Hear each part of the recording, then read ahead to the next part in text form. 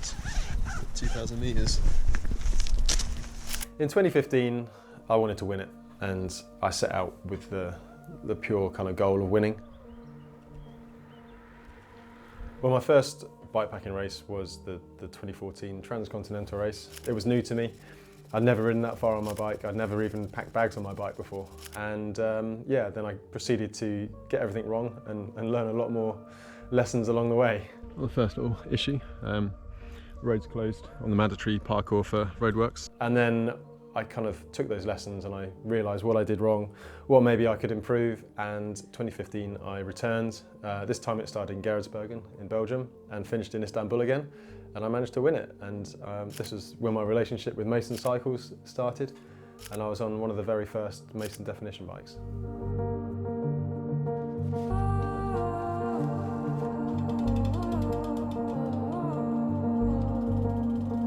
The bike I used back in 2015 was actually one of the very first Mason definition road bikes. At that time there was only two bikes in the range, the aluminium one, the definition, and the steel one, the resolution. The definition is the bike I've probably spent the most time on in my entire life, and I train on it all winter around these roads. I train on the road a lot. I've done long tours, I've ridden across Japan, I've ridden across Europe on the TCR. I've done various kind of shorter distance trips in the UK and Europe. It's just a bike I'm very comfortable on. This is the V3. I've ridden length of Japan on it already with some pretty chunky gravel sections. Then I trained on it all winter, and now it's cleaned up and we'll have a fresh chain and cassette and a service down at the Mason barn, put some maybe faster wheels on there, got the aero bars on there. And yeah, then I'll be lining up in Roubaix and hopefully riding all the way to Istanbul on it.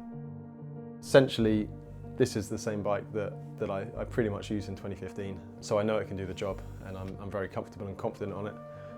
So yeah, let's see what I can do with it. I can't blame the tools for the job. It's all down to me.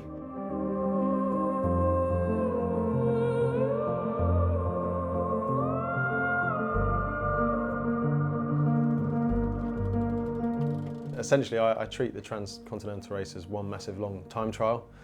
You try and plan the route to be kind of as flat as possible if you can, and so then you can get in the sort of aero position. So I've got the Data time trial bars on there. I've got some Hunt sub 50 wheels on there, a little bit more aero, nice and light. There's numerous gravel sections as well.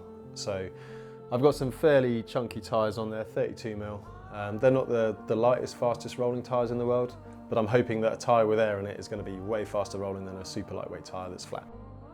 SRAM force, axis shifting. I've never used it for something that long, so hopefully the batteries don't run out, but I'll take some spares with me. And then when it comes to the race, I'll have my tail fin bikepacking bags on there to carry kind of the bare essentials.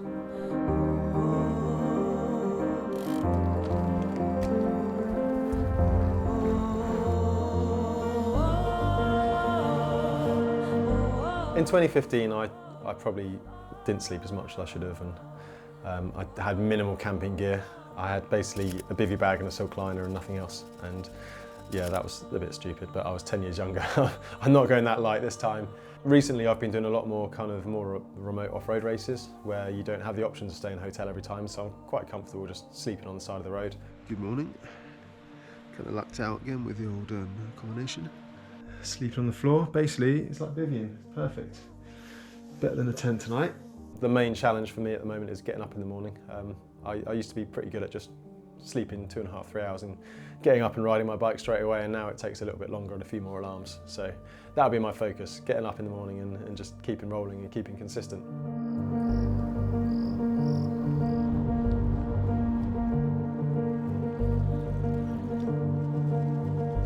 Well, I guess the biggest challenge to completing TCR is first you've got to enter it. You've got to kind of overcome those fears and just get on the start line and get through the first few days, and you'll kind of learn on the job. I mean, I did in 2014, and people do it every single year.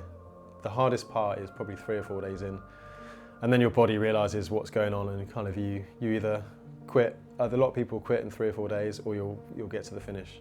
And look after yourself. Yes, it's a race, but it's only a race for the front 10 or 15 riders. Everyone else is just trying to survive. I'm committed now.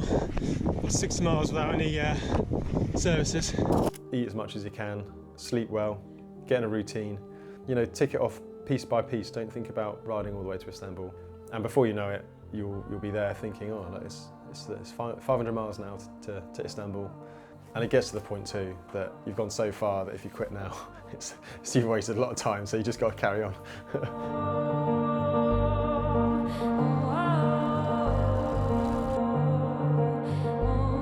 I'm fairly experienced now. I've done a lot of these things, and like I know my pace, and I know a lot of people will go out way too hard, and I'm experienced enough to let people ride away, knowing that I will most likely be able to catch up a good amount of them by the end.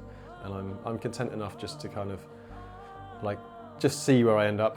I don't have to prove anything to anyone because I've already won it, so it's kind of, in some ways, it takes the pressure off.